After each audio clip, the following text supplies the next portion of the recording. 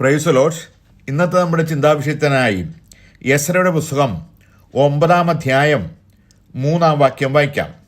ഈ വർത്തമാനം കേട്ടപ്പോൾ ഞാൻ എൻ്റെ വസ്ത്രവും മേലങ്കിയും കീറി, എൻ്റെ തലയിലും താടിയിലുമുള്ള രോമം വലിച്ചു പറിച്ചു, സ്തംഭിച്ച് കുത്തിയിരുന്നു. എസ്ര പ്രവാചകൻ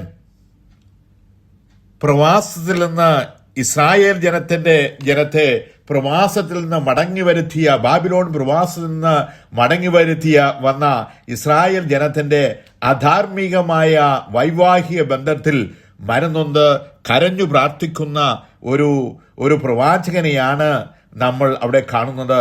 ആ എസ്ര പ്രവാചകൻ കരഞ്ഞു പ്രാർത്ഥിക്കുകയാണ്. തൻ്റെ ഈ വർത്തമാനം കേട്ടപ്പോൾ വസ്ത്രവും മേലങ്കി കീറി തലയിലെയും താടിയിലെയും രോമങ്ങൾ പറിക്കുന്ന ഒരു പ്രവാചകനെയാണ് നമ്മളവിടെ കാണുന്നത്. ഈ വർത്തമാനം എന്തു വർത്തമാനമാണ് അദ്ദേഹം കേട്ടത്? പ്രവാചക ശ്രേഷ്ഠൻ കേട്ടത്. അവർ കേട്ടുകയാണ്, ഇസ്രായേൽ ജനം എന്താണ്, ഹിത്യർ, അമോനിയർ, മോവാബിയർ മുതലായ ജാതീയ സ്ത്രീകളെ ഇസ്രായേൽ മക്കൾ വിവാഹം കഴിക്കുകയും ഇസ്രായേൽ മക്കളുടെ സ്ത്രീകളെ ജാതീയ പുരുഷന്മാർക്ക് കൊടുക്കുകയും ചെയ്യുന്നു.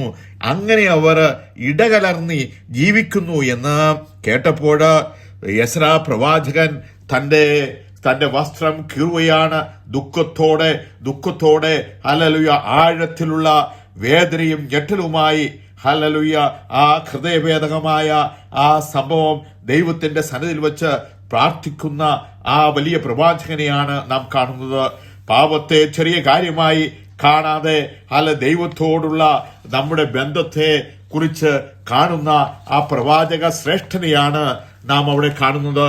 എന്താണ് പ്രവാചകൻ അങ്ങനെ പറയുവാനുള്ള കാരണം എന്താണ്? ആവർത്തനം പുസ്തകം 7 അധ്യായം 3 വാക്യം, അവരുമായി വിവാഹബന്ധം ചെയ്യരുത്, നിന്റെ പുത്രിമാരെ അവരുടെ പുത്രന്മാർക്ക് കൊടുക്കുകയോ അവരുടെ പുത്രിമാരെ നിന്റെ പുത്രന്മാർക്ക് എടുക്കുകയോ ചെയ്യരുത്.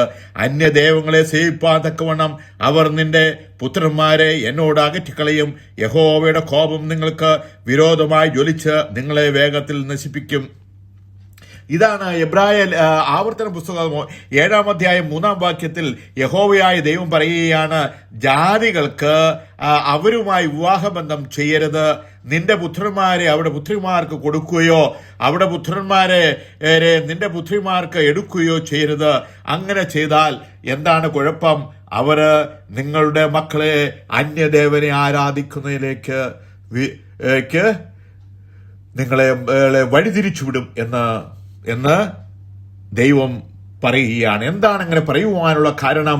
അവരുടെ ഇൻഫ്ലുവൻസ്, അവരുടെ സ്വാധീനം ചെലുത്തി നമ്മളെ ദൈവത്തിൽ നിന്ന് അകറ്റും. ദൈവം 10 കൽപ്പന മോശയ്ക്ക് കൊടുത്തപ്പോൾ പറയുകയാണ്, ഞാനല്ലാതെ അന്യദൈവത്തെ ആരാധിക്കരുത്. അതുപോലെ അന്യദൈവത്തെ ആരാധിക്കുവാൻ വേണ്ടി അവർ പുറപ്പെടുവാൻ സാധ്യതയുണ്ട്. അങ്ങനെ പുറപ്പെടുവാൻ സാധ്യതയുള്ളതുകൊണ്ട് ദൈവം നമ്മെ ഓർപ്പെടുത്തുകയാണ്, നിങ്ങൾ ഒരിക്കലും എന്തു ചെയ്യരുത്, അന്യ സ്ത്രീകളെ വിവാഹം ജാതീയ സ്ത്രീകളെ വിവാഹം കഴിക്കുവാനായി നിങ്ങൾ ഇറങ്ങി പുറപ്പെടരുതെന്ന് ദൈവം നമ്മെ ഓർപ്പെടുത്തുകയാണ്. അതുകൊണ്ടാണ് 2 കൊരിന്ത്യർ 6 അധ്യായം 14 വാക്യത്തിൽ പറയുകയാണ്, നിങ്ങൾ അവിശ്വാസികളോട് ഇണയില്ലാപ്പിണ കൂടരുത്, നീതിക്കും അധർമ്മത്തിൽ തമ്മിൽ എന്തൊരു ചേർച്ച. അപ്പോസ്തലനായ പൗലോസ് തന്റെ കൊരിന്ത്യർക്ക് ലേഖനം എഴുതിയപ്പോൾ 2 കൊരിന്ത്യർ 6 അധ്യായത്തിൽ 14 വാക്യത്തിൽ പറയുകയാണ്, നിങ്ങൾ അവിശ്വാസികളോട് ഇണയില്ലാപ്പിണ കൂടരുത്, നീതിക്കും അധർമ്മത്തിനും തമ്മിൽ എന്തൊരു ചേർച്ച, വെളിച്ചത്തിന് ഇരുളിനോട് എന്തൊരു കൂട്ടായ്മ, ക്രിസ്തുവിന് ബലിയാമിനും തമ്മിൽ എന്തൊരു പൊരുത്തം, അല്ല വിശ്വാസികൾക്ക് അവിശ്വാസികളുമായി എന്ത് ഓഹരി. അപ്പോൾ ഇവിടെ അപ്പോസ്തലനായ പൗലോസ് നമ്മെ ഓർപ്പെടുത്തുകയാണ്. എന്താണ് ഓർപ്പെടുത്തുന്നത്? പൗലോസ് പറയുകയാണ്, നിങ്ങൾ ഒരിക്കലും ഹല്ലേലൂയ അവിശ്വാസികളോട് ഇണയില്ലാപ്പിണ കൂടരുത് എന്ന് വെച്ചാൽ അവരുമായി വിവാഹബന്ധത്തിൽ നിങ്ങൾ ഏർപ്പെടരുത്. നിങ്ങളുടെ മക്കളെ അവർക്ക് കൊടുക്കുകയോ അവരുടെ മക്കളെ നിങ്ങൾ എടുക്കുകയോ ചെയ്യരുത്. അങ്ങനെ നിങ്ങൾ ചെയ്താൽ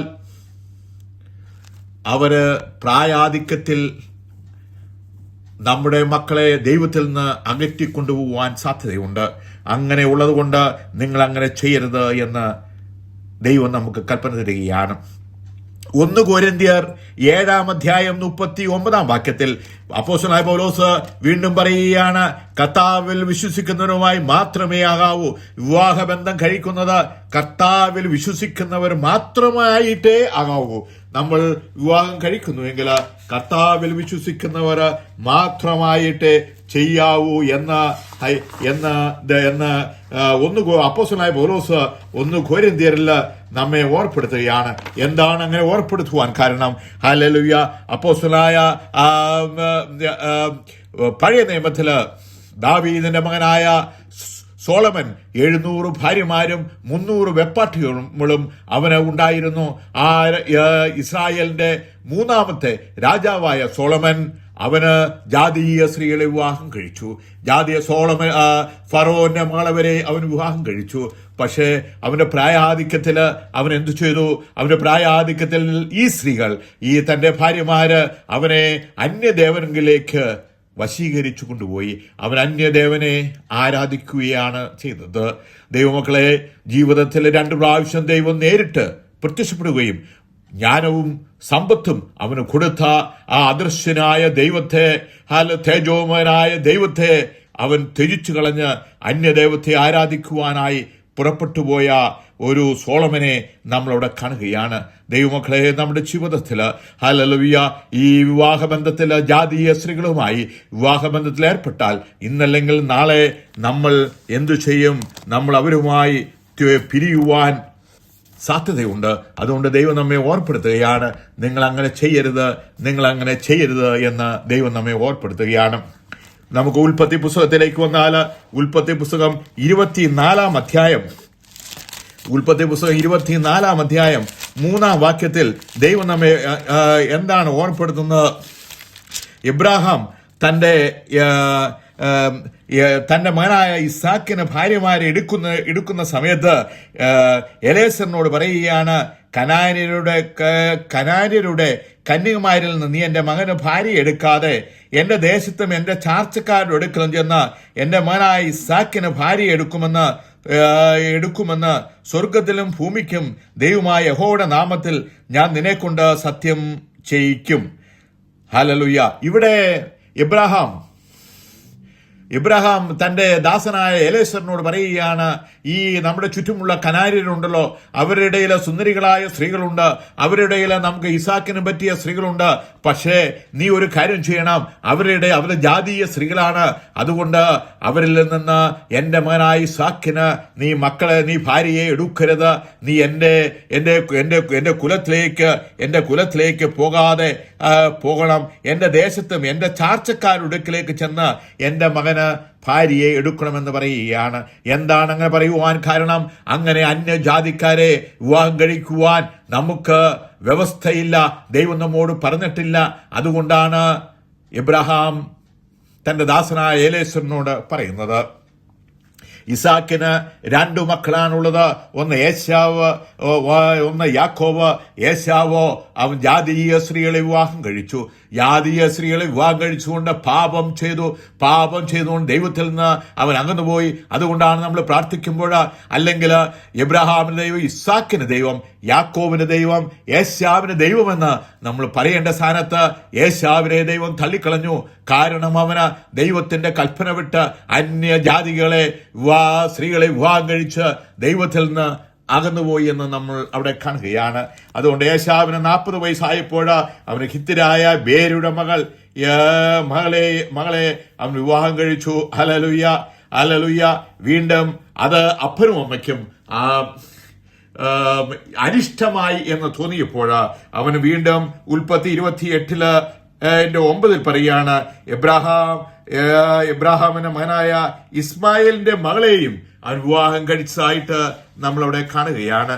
അതുകൊണ്ട് ദൈവമക്കളെ, നമ്മുടെ ജീവിതയാത്രയിൽ ഒരിക്കലും ജാതീയ സ്ത്രീകളെ വിവാഹം കഴിക്കുവാൻ നമ്മൾ പോകരുത്. കാരണം അത് ദൈവത്തിന് ഹിതമല്ല. ദൈവം നമ്മോട് പറഞ്ഞിട്ടില്ല. ദൈവം നമ്മോട് പറഞ്ഞത് അത് ചെയ്യരുത് എന്നാണ് ദൈവം നമ്മോട് പറഞ്ഞത്. ഹല്ലേലൂയ. 1 രാജാക്കന്മാർ 11:4 പറയുന്നത്, ശലോമോൻ വയോധികനായപ്പോൾ ഭാര്യമാർ അവന്റെ ഹൃദയത്തെ അന്യദേവന്മാരിലേക്ക് വശീകരിച്ചു.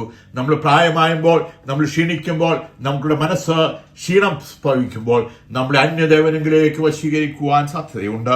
ഹല്ലേലൂയ. 1 രാജാക്കന്മാർ 16:31 അഹാബ് രാജാവ് ഇസ്മേലിനെ വിവാഹം കഴിച്ചു. അതായത് ജാതീയ സ്ത്രീ വിവാഹം കഴിച്ചു എന്ന് കാണാം. അവിടെയും അവന്റെ അധഃപതനമാണ് കാണുന്നത്. ന്യായാധിപന്മാരുടെ പുസ്തകത്തില് 14 ഹല്ലേലൂയ, സാംസണ് ഫെലിസ്ത്യ ഉമനായ ദലീലയെ വിവാഹം കഴിച്ചു. അത് അവന്റെ അധഃപതനത്തിന് കാരണമായി എന്ന് നമ്മളവിടെ കാണുകയാണ്. അതുകൊണ്ടാണ് ദൈവമക്കളെ, എസ്രാ പ്രവാചകൻ ഹല്ലേലൂയ, യഹൂദ ജനം അന്യ സ്ത്രീകളെ വിവാഹം കഴിച്ചു, ജാതി സ്ത്രീകളെ വിവാഹം കഴിച്ചു എന്ന് കേട്ടപ്പോൾ എസ്രാ പ്രവാചകൻ എന്താണ് ഈ വർത്തമാനം കേട്ടപ്പോൾ, അവൻ എൻ്റെ വസ്ത്രവും മേലങ്കിയും കീറി എൻ്റെ തലയിലും താടിയിലുമുള്ള രോമം വലിച്ചു പറിച്ചു സ്തംഭിച്ച് കുത്തിയിരുന്നു. ഹല്ലേലൂയ. അത് ദൈവമക്കളെ, ഹല്ലേലൂയ, നമ്മുടെ ജീവിതയാത്രയിൽ നമ്മൾ ഒരിക്കലും അന്യ സ്ത്രീകളെ വിവാഹം കഴിക്കുവാനിട വരുത്തരുത്. ഹല്ലേലൂയ. കൊരിന്ത്യർ ലേഖനം 2-ാം 1-ാം ക്രിസ്തുവിൽ വിശ്വസിക്കാത്ത സ്ത്രീ വിവാഹം കഴിക്കരുതെന്ന് അപ്പോസ്തലനായ പൗലോസ് നമ്മെ ഓർപ്പെടുത്തുകയാണ്. ഈ വചനങ്ങളാൽ പിതാവിന്റെയും പുത്രന്റെയും പരിശുദ്ധാത്മാവിന്റെ നാമത്താൽ ഞാൻ എല്ലാവരെയും അനുഗ്രഹിക്കുന്നു. ദൈവം അങ്ങനെ ചെയ്തിരിക്കുന്നതിനായി സ്തോത്രം. യേശുവിന്റെ നാമത്തെ കർത്താവേ, ആമേൻ.